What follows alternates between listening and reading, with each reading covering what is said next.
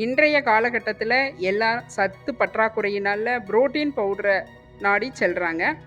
அந்த மாதிரி இல்லாமல் இந்த ஃபுட்டை எடுத்துக்கிட்டால் அதிகப்படியான சத்துக்கள் இருக்கும். ஆனால் இந்த ஃபுட்டை எல்லாம் இப்போது மக்கள் விரும்பி சாப்பிட்றது இல்லை.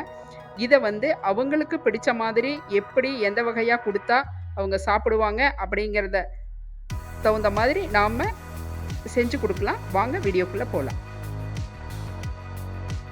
வாங்க இன்னைக்கு கொள்ளில் சூப்பரான 3 டிஷ்ஷு செய்யலாம். அதுக்கு நான் ஒரு மெஷரிங் கப் என் அளவுக்கு நான் எடுத்திருக்கேன். நீங்கள் எதை வேணாலும் எடுத்துக்கோங்க. அதில் ஒரு 1.5 கப்பு கொள்ளு எடுத்துக்கிறேன். இது கொஞ்சம் பழைய கொள்ளு, நீங்கள் புதுசாக வாங்கி கூட யூஸ் பண்ணிக்கோங்க. அதனால் கலர் அப்படி இருக்குது. 1.5 கப்பு கொள்ளை எடுத்து அதை நல்லா சுத்தம் பண்ணணும். தண்ணி ஊற்றி நல்லா கழுவணும்.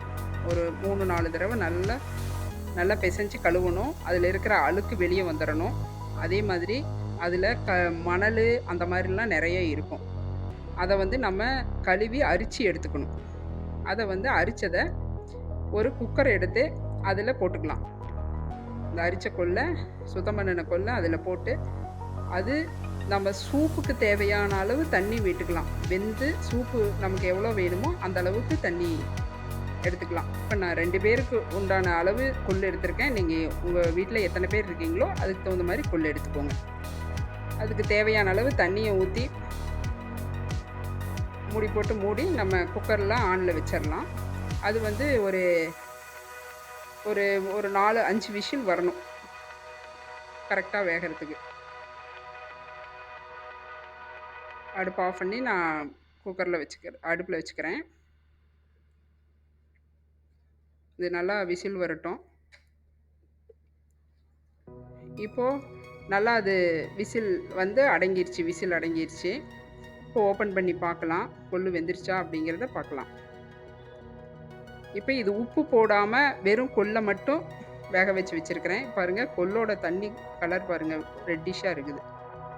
இப்போ பாருங்கள், நல்லா வெந்துருச்சு. கொள்ளு நல்லா ஓரளவு வெந்து வந்துருச்சு. இது ஸ்வீட்டுக்கு இந்த பதம் போதுமானது. ரொம்ப கொலைய வெந்தால் ஸ்வீட் அடித்தா கொலன்னு போயிடும். இப்போ நான் அதில் பாதி கொள்ளை இந்த மாதிரி எடுத்து வச்சுக்கிறேன். தண்ணி இல்லாமல் அதை பாதி கொள்ளை ஸ்வீட்டுக்காகவும் பாதியை தாளிக்கிறதுக்கும் எடுத்துக்கலாம். இந்த எடுத்து வச்ச கொள்ளு ஆறட்டும். இப்போ அந்த குக்கரில் இருக்கிற கொள்ளுக்கு கொஞ்சமாக சால்ட்டு, முதல்லையே சால்ட் போடக்கூடாது. இப்போ அது தாளிக்கிற கொள்ளுங்கிறதுனால உள்ள கொள்ளுக்குள்ளே உப்பு ஏறணும். அதுக்காக கொஞ்சம் உப்பு போட்டு அதை மறுபடியும் மூடி போட்டு அடுப்பில் வச்சிடலாம்.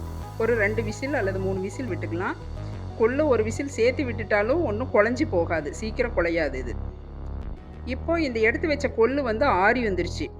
இப்போ இதை ஒரு குழந்தைங்க, வயதான பெரியவங்கள்லாம் இதை கடித்து சாப்பிட முடியாது. அவங்களுக்காக இந்த டிஷ்ஷு நல்லா விரும்பி சாப்பிடுவாங்க. அதை ஒரு ஜாரில் சேர்த்துக்கலாம் கொள்ளை. இந்த கொள்ளோட நீங்கள் ஒரு கருப்பட்டி சீவி போட்டிங்கன்னா நல்ல சத்து. நான் நாட்டு சர்க்கரை எடுத்துருக்கிறேன். ஒரு ஏலக்காய் எடுத்துக்கலாம். கொஞ்சம் போல் சுக்கு பொடி சேர்த்துக்கலாம்.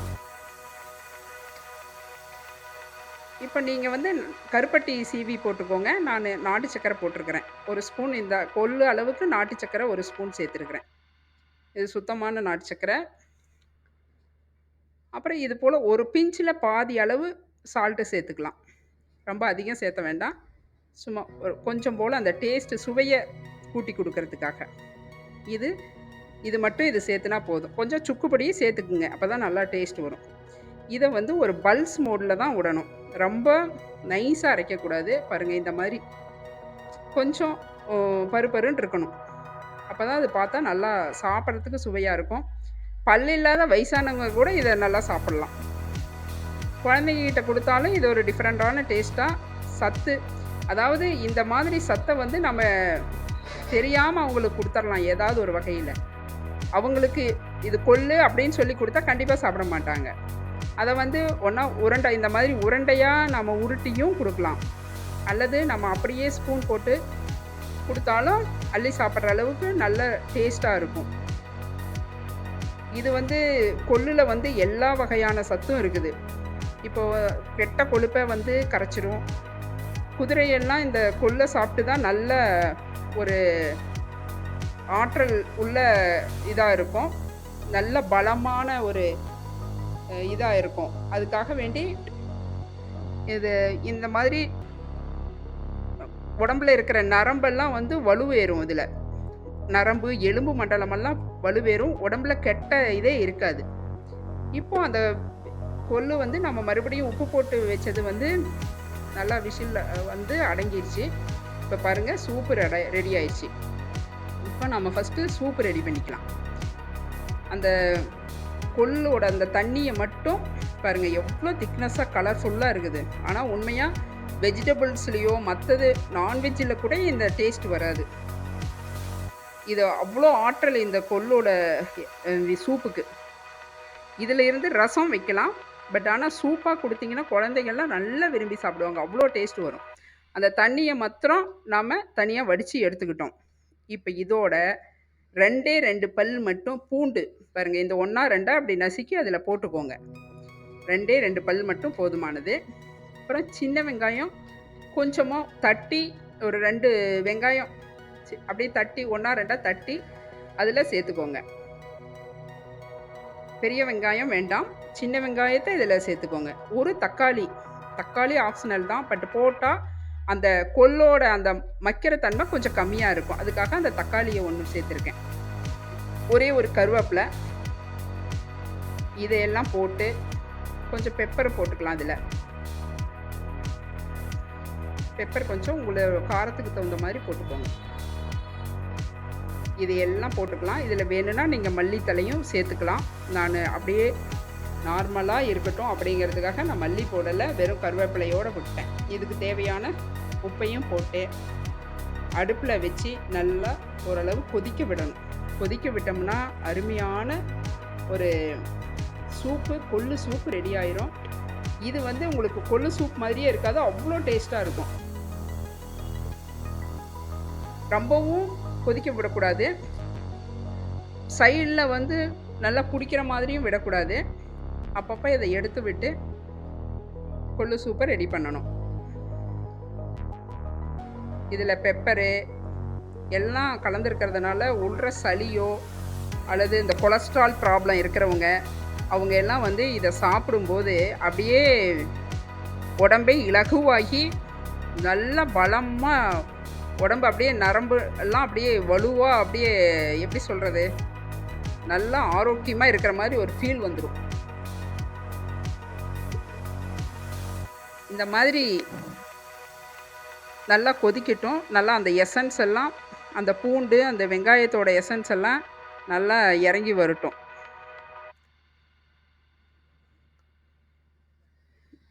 இப்படி இது சாப்பிடும்போது அந்த பேட் கொலஸ்ட்ரால் எல்லாம் குறைஞ்சி நரம்பு மண்டலமெல்லாம் அப்படியே இரும்பு மாதிரி அப்படியே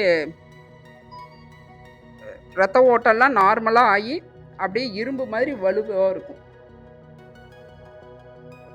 இப்போ அது ரெடி ஆயிடுச்சு, நம்ம எடுத்துக்கலாம். கொள்ளு சூப் ரெடி. இப்போ அந்த கொல்லை வந்து ஒரு தாளிப்பு கொடுத்து நம்ம சாப்பிட்றலாம். அதுக்கு கொஞ்சமாக ஆயில் இதுக்கு அதிகம் விட வேண்டாம். சூப்புக்கே ஆயில் வேண்டாம் அப்படிங்கிறதுனால நம்ம டைரெக்டாக அதில் எல்லா பொருளையும் போட்டு அப்படியே கொதிக்க வச்சு எடுத்துட்டோம். இது தாளிப்புக்காக வேண்டி கொஞ்சமாக ஆயில், அதில் கொஞ்சம் கடுகு, கடலைப்பருப்பு கொஞ்சம் போட்டுக்கலாம், ஜீரகம் ஒரு பிஞ்சு போட்டுக்கலாம். இதெல்லாம் நல்லா பொரியணும். கடலைப்பருப்பு போட்டு நல்லா செவக்கணும். அது வரையிலும் பொரிஞ்சு வரட்டும். இப்போ சின்ன வெங்காயம் கொஞ்சம் கட் பண்ணி வச்சுருக்குறோம், அதை இதோட சேர்த்துக்கலாம். சின்ன வெங்காயம் கொஞ்சம் வதங்கி வரட்டும். இதுக்கு நம்ம எந்த மிளகாத்தூளோ சாம்பார் தூள் அந்த மாதிரி எந்த தூளும் சேர்க்கக்கூடாது. நார்மலாக பழைய கால மெத்தடில் எப்படி செய்வாங்களோ அதை மட்டும் ஃபாலோ பண்ணி, கலர் பொடியோ எதுவுமே வேண்டாம். மஞ்சள் பொடி கூட போட்டால் போடலாம், அது உங்களோட ஆப்ஷனல் தான். அதிலலாம் எதுவுமே போடாமல் இயற்கையாக அப்படியே சமைச்சிருக்கேன். வெங்காயம் நல்லா இது வந்துருச்சு, கண்ணாடி பதம் வந்துருச்சு. இப்போ வரமிளகா ஒரு 2 கிள்ளி போட்டு கிள்ளிக்கலாம் காரத்துக்கு. அதையும் சேர்த்து இது பண்ணி அப்படியே வதக்கிக்கலாம். கருவேப்பிலை கொஞ்சம் ஒரு ரெட்டு போட்டுக்கலாம்.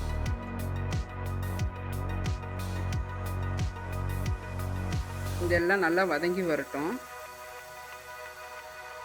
இந்த கொள்ளை நார்மலாக அப்படியே வதக்கி வச்சுக்கலாம். வேண்டாம் கொஞ்சம் எக்ஸ்ட்ரா வேணும் அப்படின்னா கொள்ளை போட்டு அதோடு சேர்த்து அப்படியே தாளிச்சுக்கலாம். கொஞ்சம் உப்பு பற்றாமல் கொள்ளில் ஏறாமல் இருந்ததுன்னா இதில் கொஞ்சம் உப்பு சேர்த்துக்கலாம். நீங்கள் இதில் தேங்காய் பூ கூட போட்டுக்கலாம். ஆனால் வயதானவங்களுக்கு வந்து தேங்காய் பூ வேண்டாம் அப்படின்னா இதே போதும், நல்ல டேஸ்ட் கொடுக்கும். இந்த மாதிரி தாளித்து ஈவினிங் மழை காலத்தில் தாளித்து கொடுக்கும்போது ஈஸியாக யாரும் வேண்டான்னு சொல்லாமல் வாங்கி சாப்பிட்ருவாங்க. இதே மாதிரி அடுத்தது செஞ்சு தருவீங்களா அப்படின்னு எதிர்பார்ப்பாங்க. இப்போ எல்லாம் 3 டிஷ்ஷுமே ரெடி ஆயிடுச்சு. உப்பு கொஞ்சம் பத்தாத இருக்கிறதுனால நான் உப்பு கொஞ்சம் சேர்த்துக்கிட்டேன். உப்பு செக் பண்ணிக்கிட்டு நீங்கள் வேணால் உப்பு போட்டுக்கோங்க. இப்போ தாளித்த கொள்ளு ரெடி ஆயிடுச்சு. நீங்கள் இந்த சமயத்தில் தேங்காய் பூ வேணும்னா ஆட் பண்ணிக்கோங்க, வேண்டான்னா விட்டுறலாம். இப்போ பாருங்கள் இதெல்லாம் ரெடி ஆயிடுச்சு. சூப்பரான எல்லாம் ஹெல்த்தியாக. இப்போ நார்மலாக கொள்ளில் வந்து யாருமே உப்பு உரம் போட மாட்டாங்க. இதெல்லாம் மானாவரி பயிர். அதனால் இதில் அந்த உரம் உப்பு எதுவுமே சேர்க்காம இயற்கையாக வர்றதுனால இதில் கண்டிப்பாக நல்ல சத்துக்கள் எல்லாம் இருக்குது. சூப்பு இதையெல்லாம் கொடுத்தா குழந்தைங்க கண்டிப்பாக விரும்பி சாப்பிடுவாங்க. அதே மாதிரி கொள்ளு புட்டு இந்த மாதிரி இனிப்பு கொஞ்சம் சுவை கருப்பட்டி சேர்த்து கொடுத்தீங்கன்னா இதையும் விரும்பி சாப்பிடுவாங்க. இனிப்பு வேண்டாங்கிறவங்க தாளித்த கொள்ளையும் எடுத்துக்கலாம். நான் அந்த இனிப்பு உருண்டையும் பண்ணி வச்சுருக்கேன். வேணா அப்படி செஞ்சுக்கலாம், இல்லைன்னா அந்த மாதிரி சாப்பிட்டுக்கலாம். இதே மாதிரி விரும்பி சாப்பிட்றவங்களும் செஞ்சு கொடுங்க. இது பிடிச்சிருந்தால் லைக் பண்ணுங்கள், ஷேர் பண்ணுங்கள், சப்ஸ்கிரைப் பண்ணுங்கள்.